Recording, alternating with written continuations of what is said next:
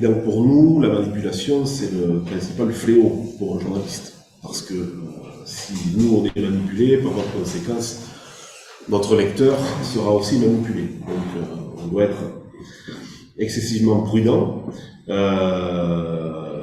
Alors, comment on fait? C'est pas spécialement évident, parce que, comme Marc l'a dit, il y a beaucoup de canaux, beaucoup d'influences qui nous arrivent. Nous, on se base aujourd'hui, voilà, pour être donc très prudent, on se base sur notre éthique et puis sur notre déontologie. Elle a été codifiée, voilà, c'est tôt par la profession, soit par les médias eux-mêmes, qui ont quasiment chacun leur charte éthique, voilà, qui fixe un certain nombre de principes. On a aussi une charte qui s'appelle la charte de Munich, qui a été codifiée en 1971, voilà, et qui a essayé de mettre un certain nombre de principes pour que, voilà, on ait une sorte de code, voilà, un code moral en tous les cas, pour faire face à la manipulation et tout autre fléau qui nous tendent les bras de façon très, très avantageuse. Dans cette charte, on a par exemple, alors, elle donne 10 devoirs, j'en retiens 3 pour ce qui concerne la prévention de la manipulation. Le premier, c'est de respecter la vérité, hein, parce que le journalisme, en fait, consiste donc à présenter la vérité. La manipulation, pour nous, consiste à promouvoir une opinion. Voilà, beaucoup plus synthétique que M. Benoît. Mais voilà, nous, on le résume comme ça dans la profession. Deuxième devoir, c'est publier seulement une information dont l'origine est connue. Ça, c'est très très important. C'est-à-dire qu'on ne va pas reprendre comme ça la sauvette ce qu'on aurait pu nous dire. Donc on est très très vigilant par rapport à ça. Et je rajouterais qu'en plus d'avoir une connue, on fait en sorte de la recouper, c'est-à-dire d'avoir une deuxième source qui vienne de confirmer la première. Et le troisième grand principe est de ne jamais confondre notre métier de journaliste avec celui de publicitaire ou de, entre de mots guillemets, propagandiste. Voilà. Alors ça, c'est la théorie. En pratique, comment ça se passe? Ouais. Bon, visiblement, on a quelques soucis, puisque je disais il y a pas longtemps que 79% de la population était persuadée que les médias nous manipulaient. Bon, donc c'est que visiblement, on n'est pas très bon dans ce que nous faisons. Ou en tous les cas, qu'il y a un vrai souci d'interprétation de nos lecteurs. En pratique, effectivement, c'est très compliqué. Pourquoi? Parce que les premiers manipulateurs, les principaux pourvoyeurs de fake news sont des organismes ou des institutions qu'il est très compliqué de démonter. Ce sont d'abord les États. On parlait tout à l'heure d'Emmanuel Macron. Bon, voilà, l'État français est un très grand manipulateur. Enfin, ça va faire de politique. Bien sûr. Donc tout temps, voilà, ça a toujours été comme ça. Et il est très compliqué pour nous, forcément, voilà, d'aller enquêter sur l'État, sur Macron, sur un Premier ministre. Voilà, c'est pas si simple. Les grands groupes industriels sont aussi de gros pourvoyeurs de fake news. On le voit assez régulièrement. On l'a vu dans le domaine de la santé, voilà, notamment, est-ce que tel médicament est dangereux ou pas? Bon, c'est très compliqué, voilà, d'établir ça. Ça peut être aussi sur d'autres types d'industries. Bon, aujourd'hui, si on prend par exemple Airbus, voilà, à Toulouse, c'est très compliqué voilà, de démonter une affirmation que pourrait nous donner Airbus. On est voilà, même parfois sur du secret défense. Voilà, c'est très compliqué pour un journaliste de venir enquêter. Voilà. Donc c'est pas si simple, voilà, effectivement.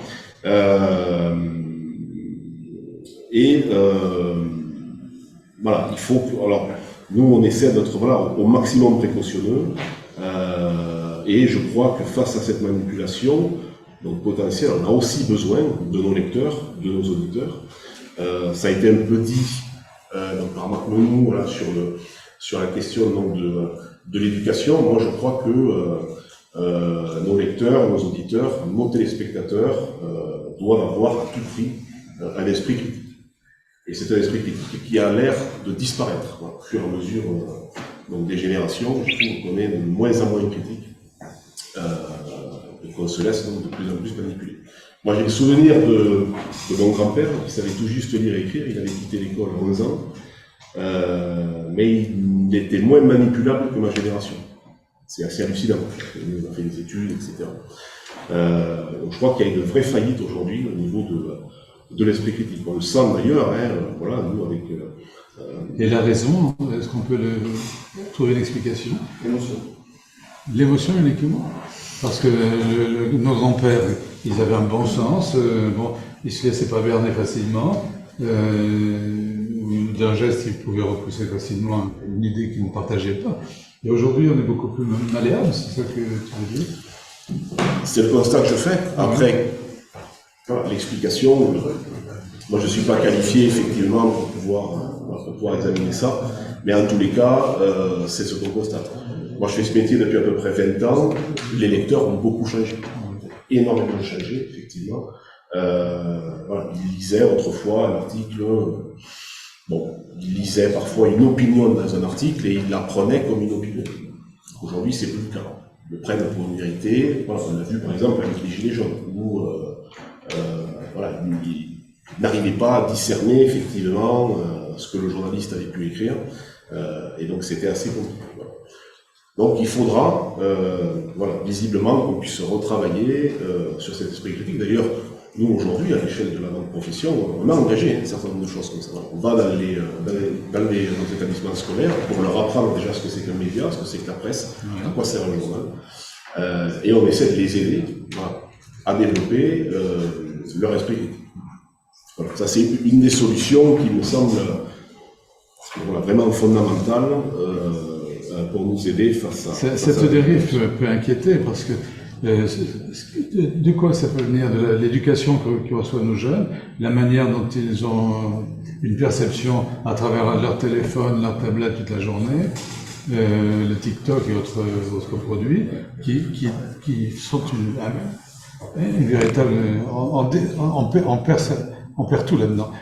Le temps, la connaissance, l'esprit critique. Pardon, tu veux poser une question? Oui, on t'écoute. Je voudrais quand même dire une chose pour retomber sur les antilles. Viens prendre le micro, si tu veux. Non, parce que les autres à distance ne t'entendent pas. Oui. Bon, d'accord. Non, tu peux pas une question. Quand même. Allez, on va partager le nôtre. Oui, alors, je voulais parler des anciens tout à l'heure, mais les anciens avaient un avantage aussi, c'est qu'à force de crier au jour, on n'y croit plus. Et je pense que la presse a tellement raconté de bêtises que maintenant, on n'y croit plus. Voilà. Ça remet en cause. Voilà. Les gens sont simples, c'est les mêmes qu'avant. Hein. Sauf qu'avant, on racontait des bêtises, ils faisaient attention. Maintenant, c'est tous les jours, sans arrêt, et ils n'y croient plus. Alors, le beau langage, avant, les gens n'étaient pas si intelligents que maintenant, on les noyait facilement. Quelqu'un en constant, bien habillé, ça suffisait. Ils parlaient bien, alors on n'en parle au début. Mais maintenant, ils se sont fourvoyés, ils ont trop abusé. Comme vous disiez, ça a marché un temps, son système. Maintenant, on ne croit plus. Voilà. Et les anciens, voilà, les journalistes racontaient peut-être moins de bêtises. Et pour se poser tout à l'heure, quelque chose qui a fait mal, c'est l'AFP.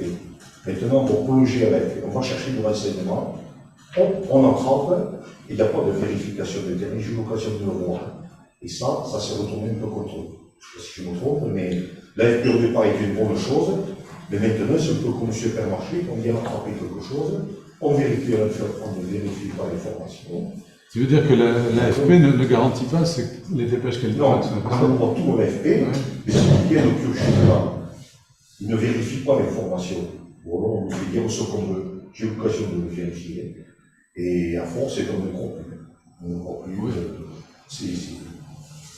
La réalité dépasse la fiction. Moi, je serais donc un peu plus... Excusez-moi. Je veux dire un mot simple. Nos nos anciens, entre deux gros guillemets,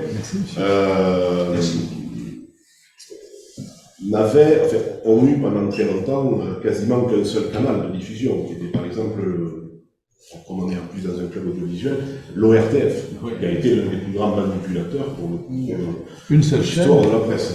Une seule chaîne avec un ministre qui dirigeait. Donc voilà, je pense qu'aujourd'hui, on est quand même beaucoup plus sain dans la mesure où on a une vraie diversité de médias. Et qu'elle est donc un peu plus complète.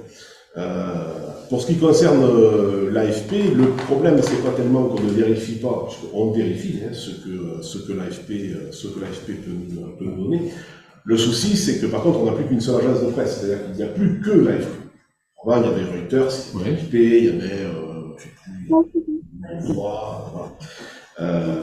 donc ça nous faisait plusieurs sources. Là, c'est vrai qu'il y a une situation de monopole aujourd'hui au sein de l'AFP qui peut, parce qu'effectivement, elle sert à toute la presse, la même information, et on a un peu tendance à faire donc, du coup du copier-coller. Mais voilà, je pense qu'on a probablement l'esprit critique. Je pense pas qu'il se soit perdu parce que la presse a raconté des conneries. Elle en a forcément raconté, mais elle en racontait déjà avant. Oui, il y a des choses. Voilà, si on se replonge dans les archives.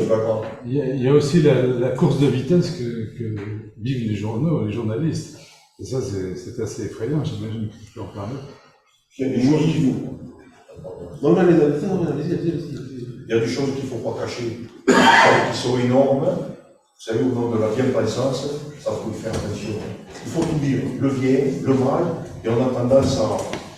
Oui, mais bon, et quand ça revient pas nécessairement bon, amplifié, déformé. Pour ça qu'il ne faut pas mentir, parce que la vérité, quand elle vous rattrape, ça va nous dire des choses inimaginables.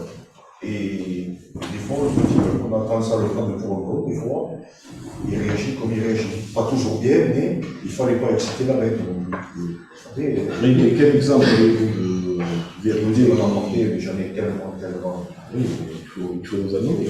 Ce serait bon, je vous expliquerai, par exemple, de l'accident de Fogani, qui n'a jamais été raconté, tel qu'il devait être raconté. Et il est extraordinaire à savoir. Il y avait le reporter vedette, par exemple, qui débutait à l'époque. J'ai essayé de lui parler, mais bon, j'étais rien à l'époque. Mais j'ai vu, je sais ce qui s'est passé. C'est tout simple, c'était tout simple. C'était tellement facile qu'on ne voulait pas le croire. Ça va nous revenir, le nom. Les gens auraient aimé savoir, il fallait le dire. Mais non, on a été chercher des trucs extraordinaires. Bon, peut-être aussi que la Corse, il ne faut pas trop les égratigner, mais la vérité n'a jamais été dite. On a été chercher des trucs invraisemblables. C'est quoi la vérité? C'est des gradins qu'on se retrouve vite? Je sais pas. Non, je vous réponds, vous embêtez avec ça. Oui, mais c'est important, parce que si vous apportez des accusations. Non, mais vous voulez l'entendre. C'est tout simple. C'est tout simple, je ne voulais pas vous ennuyer. Quelque chose de tout simple. Il y avait 35 camions sur les remorques qui ont monté cette tribune. Il y a eu la énième manifestation de la SNCF, la compagnie maritime. Il faut 3 semaines pour la tribune. 15 jours pour la montée, 1 semaine de vérification. 10 jours après, rien n'était commencé. Bon, le gars engagé au départ a dit bon, je laisse tomber, je ne peux pas monter. C'est pas possible. Et puis il y a toujours des requins, des salopards, on ne peut pas rentrer, mais bon, je peux vous la monter, moi, en 10 jours. Ah oui, c'est ça. Il l'a monté, vu ce que ça donnait. Voilà. Mais vous ne pouvez pas dire la vérité. Ce match, quand le pompier, le colonel, essaie de dire attendez, on ne peut pas la monter, c'est pas possible, il y a ça, ça et ça. Mais il a été comment, lui? Par piston, en Corse. Il ne peut pas aller attaquer un responsable, sinon il est mort, le mec. Pas mort physiquement, mais il va être buté, et ainsi de suite. C'était un tout. Mais ça, j'ai jamais pu le dire, ça, au grand reporter. Non, au départ, il débutait. Ça va me revenir, le grand reporter. Et moi, j'étais jeune à cette époque-là, mais il me semblait bien qu'on avait tous écrit, enfin que tout le monde avait écrit, que quand même, bon voilà, la structure avait été très mal montée, trop vite, et par des amateurs. C'est ce qu'on a tous retenu. Voilà, oui, mais ils ont été racontés des bêtises. Ils ont parlé des cas là-bas. Mais c'est idiot, ça n'a jamais été les cas là-bas. Il y avait longtemps qu'elles n'y étaient plus. Il n'y avait pas de haut-bas. Il n'y avait pas des entretoises. Elles ne pouvaient pas tenir. Et ça n'a jamais été dit. Et je suis comme petit, moi, une poussière, rien du tout. Hein. Nous, on l'a vu à 7 h du matin, elle était à moitié montée. Mais elle ne doit pas être montée à 16 h, cette tribune. C'est tombé, voilà. Oui. Après, il y a tout un tas de trucs. Le sable les blanc, journalistes n'ont jamais parlé. Exactement, c'est ce qu'il y a. Ils n'ont jamais parlé. Il y a eu 13 mises à disposition. C'est-à-dire l'interpellation de voleurs, de détrousseurs de canons. On n'avait jamais parlé des journaux. Ils n'ont jamais parlé. Nos armes, on vient sauver les gens. On s'est fait piquer 5 fusils. Tant mieux, on n'avait pas y aller avec ça. Mais on n'a jamais parlé. Ils ont été flingués, le trésorier, mais ça servait à quoi de le flinguer? C'était pas lui le responsable. Et tout ça, ça n'a pas été parlé. Mais bon, on va pas faire un. Je peux vous en dire d'autres. Un cas. Non, mais de toute façon, je ne parle plus, c'est bon. de toute évidence, et je suis pour la liberté de la presse. Surtout qu'on avait. De toute évidence, bon voilà, la profession n'est pas infaillible. Il est évident qu'il y a des erreurs dans cette profession-là comme dans la nôtre. Il est évident. Voilà. Après, bon, nous effectivement aujourd'hui, voilà, on a, il n'y a pas un journaliste qui n'est pas embauché avec ce souci-là d'être quand même dans une vraie éthique. Merci. Et de ne pas se laisser berner. Alors, il reste quelques journaux ou quelques médias qui sont clairement affichés, voilà, qui sont des médias d'opinion, qui eux sont là-dedans. Et bon, voilà, globalement, on le sait, parce que Lyon a toujours été. Bon, on a l'humanité, voilà, qui est plutôt à gauche, on a l'heure actuelle plutôt d'extrême droite, etc. Là, on sait à peu près où c'est dans les pieds. Et là, on sait qu'effectivement, l'information, voilà, est quand même travestie. Mais bon, voilà, globalement, pour 90% de la profession, quand on se lève le matin, si vous voulez, c'est pas pour enfumer les gens. Quand on se lève le matin, c'est pour essayer de leur dire la vérité au plus près, mais avec les limites que j'ai pu vous exposer. C'est-à-dire qu'effectivement, parfois, il n'est pas simple. Quand on a voilà, une déclaration du président de la République, on va essayer d'enquêter pour voir si ce qu'il dit est vrai. Mais voilà, ça reste quand même quelques limites qui ne sont pas simples pour nous. Voilà. Mais après, je peux vous assurer qu'effectivement, 90% de la profession, elle est là pour faire son travail correctement. Comme voilà, quand le maçon il va monter son mur, il a envie de faire un mur droit et un mur propre. Sinon, ils ont trouvé le nom de parler. Ils ont trouvé le nom, c'est Benoît Duquesne. Ah oui, oui. Je l'ai vu débuter. Voilà, excusez-moi. Non, c'est bien. Non, vous avez ça. Non, on est là pour ça. c'est pas Une petite question par contre, la dernière. Oui, Vous permettez? bien sûr. Bon, les organes de contrôle dans la police IGPN, les médecins, il y a le médical, merci, l'ordre des médecins. Vous, quel est votre organisme de contrôle? Si vous dites des outils, est-ce qu'il y a un organisme de contrôle? Voilà, que je vous en mette plus. Il y a la commission de la carte de presse, mais qui effectivement n'agit pas comme l'ordre des médecins, c'est-à-dire que, alors, elle peut nous retirer la carte de presse, bien évidemment, mais voilà, c'est un peu moins vigilant que l'ordre des médecins.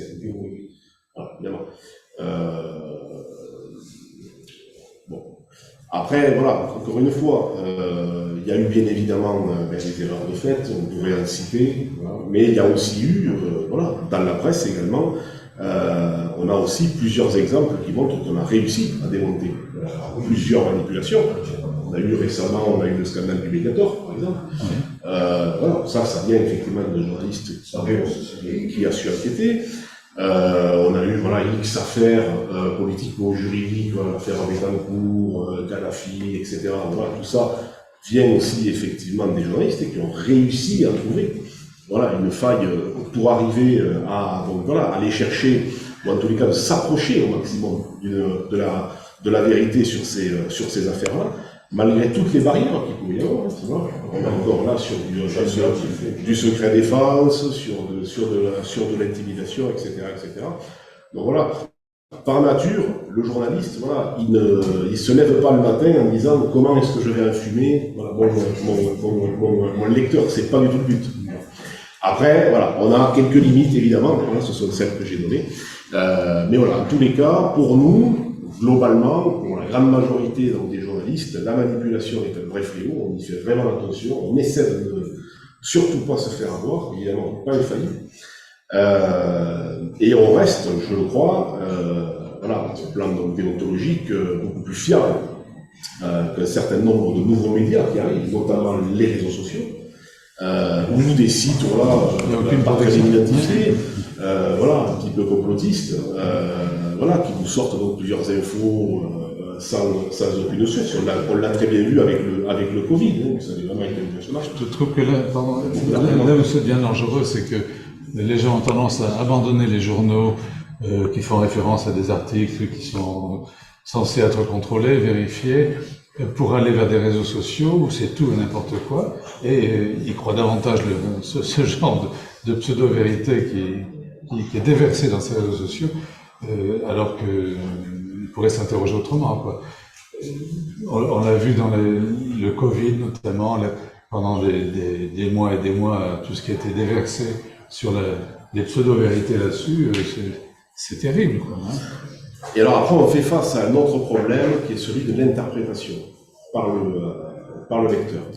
Je m'explique, j'étais à une conférence débat il y a 2 ans ou 3 ans à la médiathèque et on a eu un débat effectivement avec le public. C'était au moment, je ne sais pas si vous vous souvenez de cette affaire, de l'affaire Mila, qui est une jeune fille qui sur Instagram voilà, a eu de gros problèmes avec des islamistes, voilà, parce qu'elle avait critiqué l'islam, etc. Et on avait quelqu'un dans le public qui m'a pris à partie en me disant vous n'avez pas parlé de cette affaire, vous n'en avez pas fait état, et c'est lamentable. Alors que c'était exactement l'inverse, puisqu'en fait c'est la presse qui a justement révélé cette affaire et qui l'a même monté en épingle pendant plusieurs semaines. Il n'en démordait pas, il dit non, vous n'en avez pas parlé, vous n'avez rien fait là-dessus. Alors on finit le débat, et puis à la fin, je vais le voir. Je dis, écoutez, quand même, monsieur, il a parlé, et bon, avec le téléphone, je lui ai montré qu'il y avait quand même plein d'articles sur cette histoire. Le souci qu'il y avait, c'est qu'en fait, lui, il défendait l'idée que la presse n'en avait pas parlé comme lui voulait qu'on en parle. C'est-à-dire que lui, voilà, il estimait que on aurait dû dire que cette affaire était complètement scandaleuse, qu'il y avait une islamisation de la France et qu'il fallait lutter contre ça, etc. Et comme on n'en avait pas parlé en ces termes-là, il estimait qu'on n'en avait pas parlé. Il n'était pas en son axe, quoi.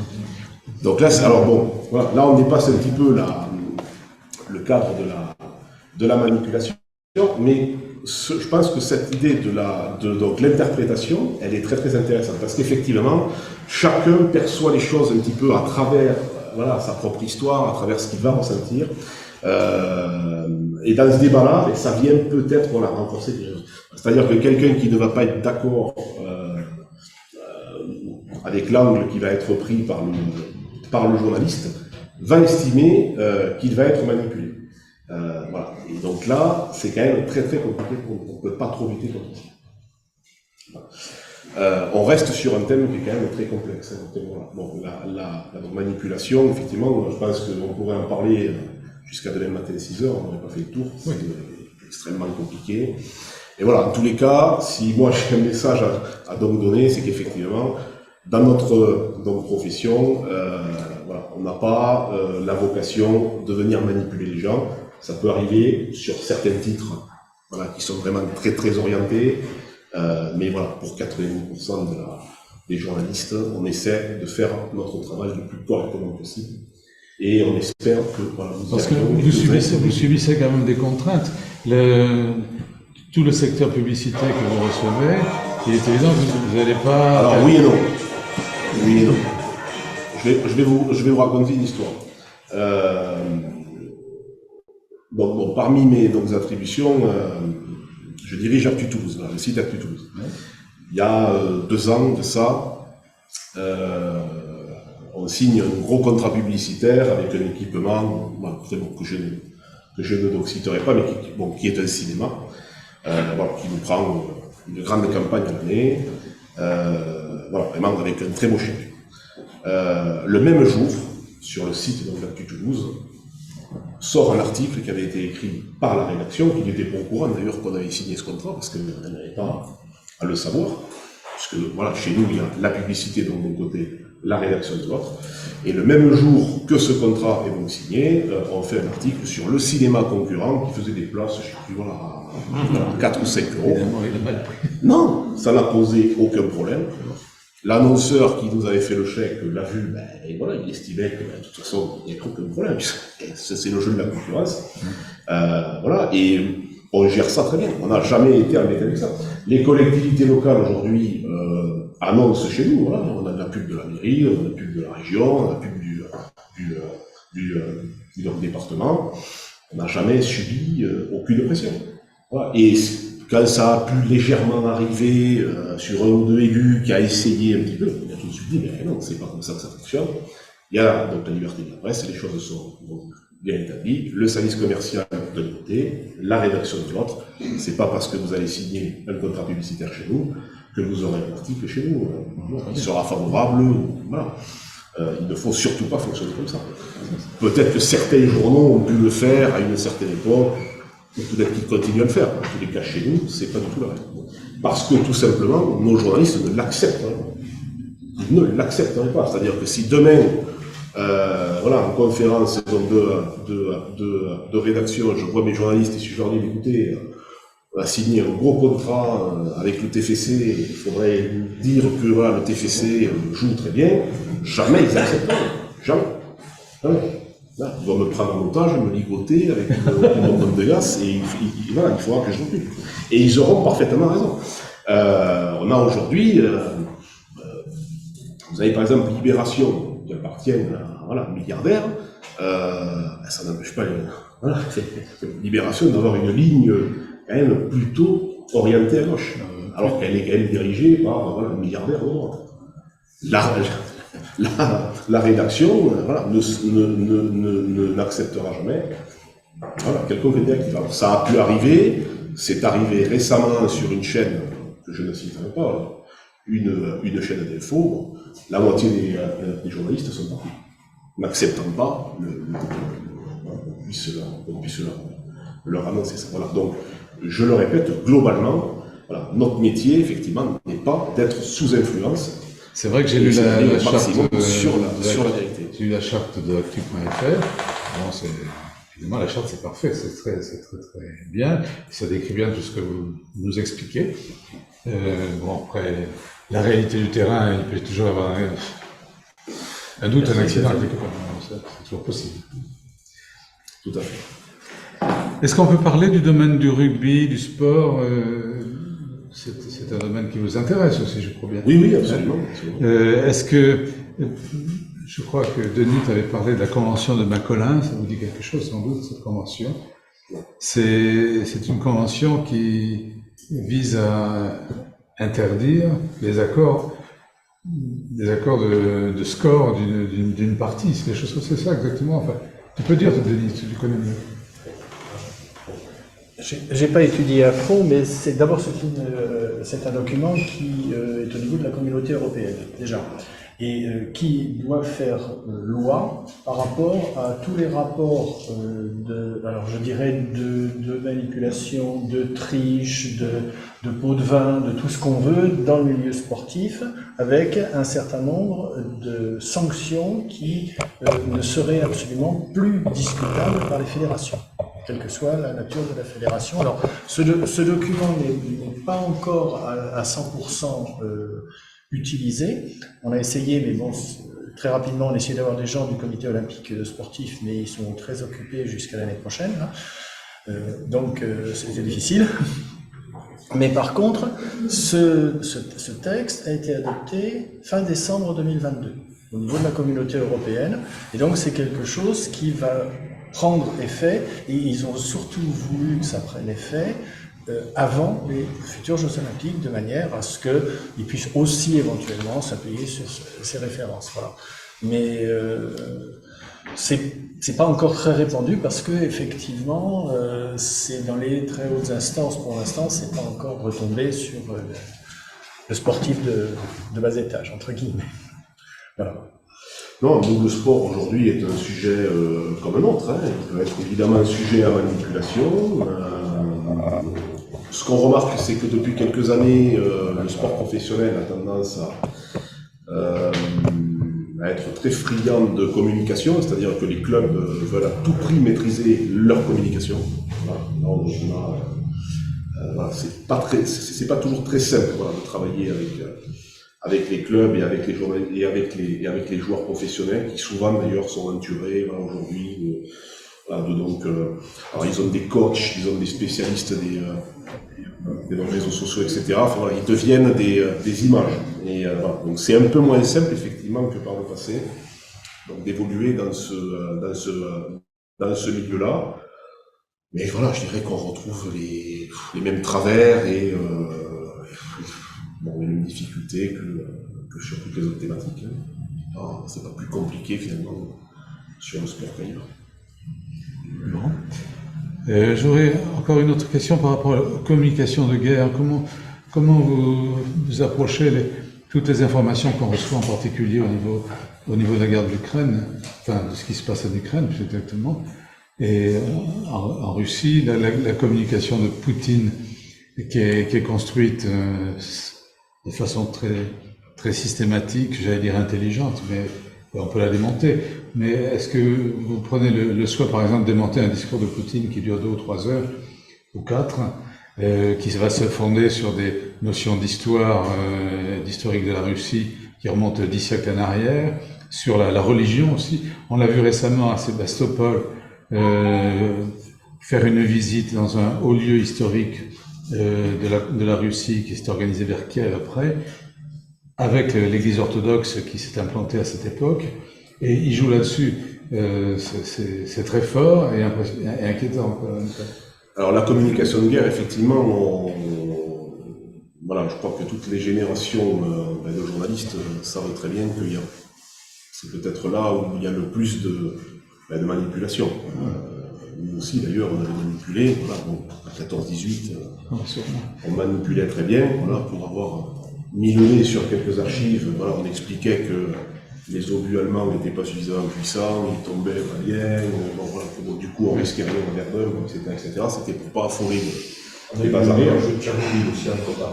Il y a eu aussi Tchernobyl, mais en tous les cas, moi, pour ma génération, je crois que là, ce qui a été le plus marquant, c'était l'Irak, avec les armes de destruction massive. Massive, qui a été un mensonge absolument épouvantable que tout le monde a cru sur le moment, mais sans doute parce que ça nous a bien de le croire. Il n'a jamais été compté. Voilà, bon, ça a quand même créé, voilà, un précédent, pour notre génération, où effectivement, voilà, aujourd'hui, on est extrêmement prudent avec tout ça. Et là, sur le conflit entre la Russie et puis l'Ukraine, on est à la fois très prudent sur Poutine, mais également très prudent sur les Ukrainiens. La situation de guerre fait que de toute façon, il y a de la manipulation dans un camp comme dans un autre. Ça paraît d'ailleurs du bon sens. On serait à leur place, on essaierait sans doute de faire la même chose. Il y a une guerre d'opinion à gagner, avant tout. Voilà, pour eux aussi, hein, voilà, au-delà du terrain. Voilà, donc là-dessus, on est quand même très très vacciné, parce qu'encore une fois, je crois que voilà, chaque génération de journalistes a eu sa guerre, voilà, malheureusement, ceux qui ont connu le Vietnam, ceux qui ont connu la Seconde Guerre mondiale, etc., et ça s'est donc systématiquement passé pareil.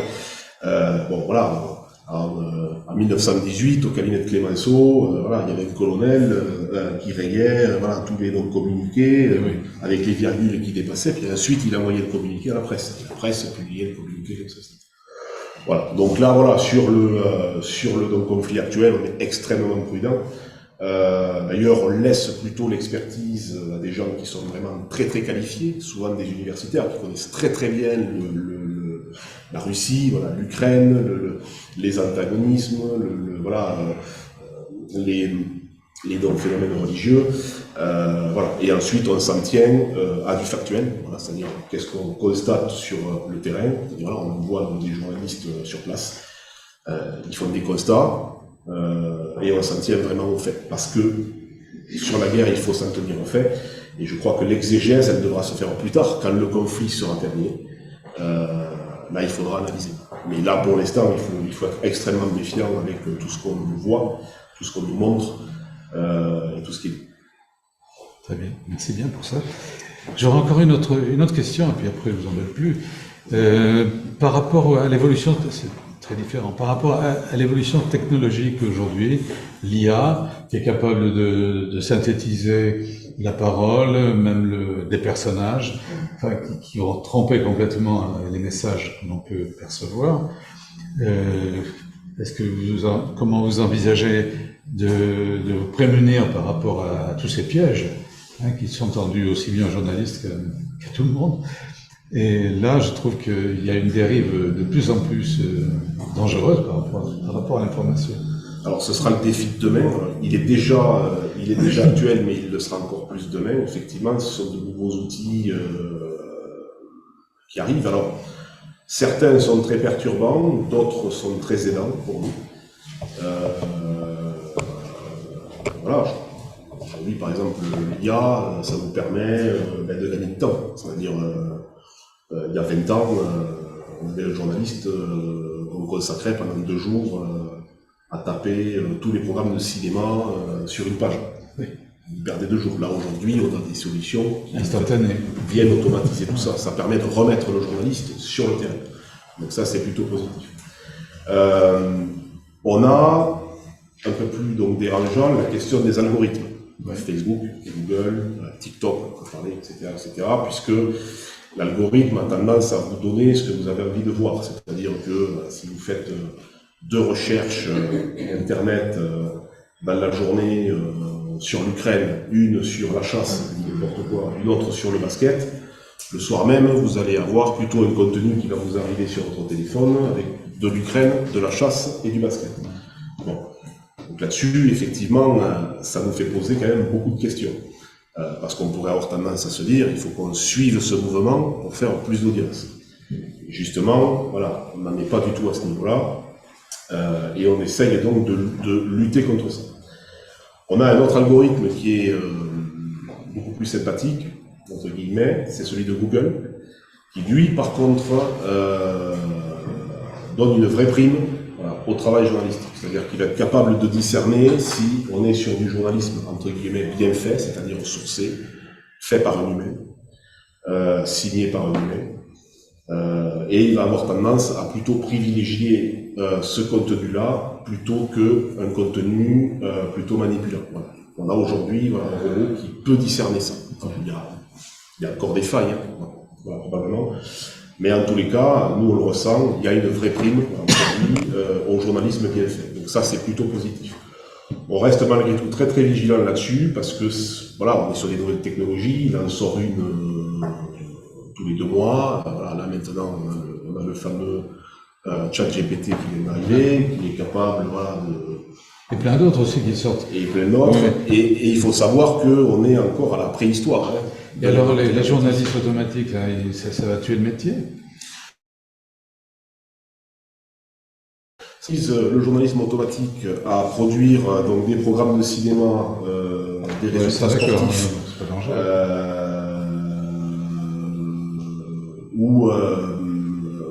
Ou à extraire un communiqué de presse et puis en faire une brève, c'est pas spécialement dérangeant.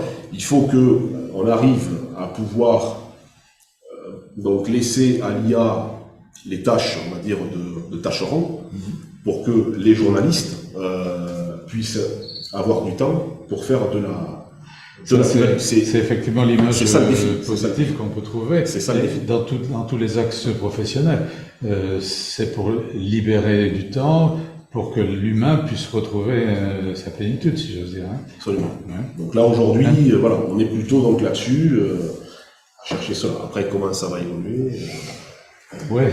Je ne suis pas de vin, je ne suis pas de cristal. Voilà. Mais en tous les cas, je pense qu'on essaiera, voilà, on essaiera